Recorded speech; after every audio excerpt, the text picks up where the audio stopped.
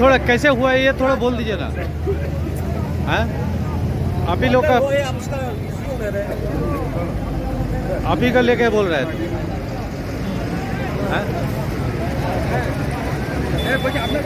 আইসি থেকে আমার কাছে ফোন এসেছিল যে একটা গাড়িতে আগুন লেগে গেছে। আমরা এসে এখানে দেখলাম যে একটা কেয়া কোম্পানির গাড়িতে আগুন লেগে গেছে। সে খোঁজ খবর দিয়ে জানা গেল এটা সার্ভিসিং করতে এসেছিল, স্টেজ টাইমে বেরিয়েছে, রাস্তার মধ্যে আগুন লেগে গেছে। কী কারণে লাগতে পারে?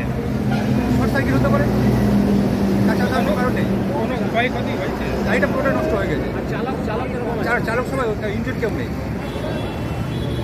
আপনার নাম বলুন। সুজিত ঘটক, সাউথ বিশাল দুর্গম মাস্টার।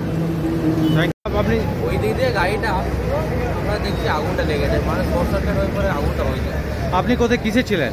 আমি বাইকে ছিলাম, বাইক দিয়ে আসছি। কজন ছিল গাড়িতে?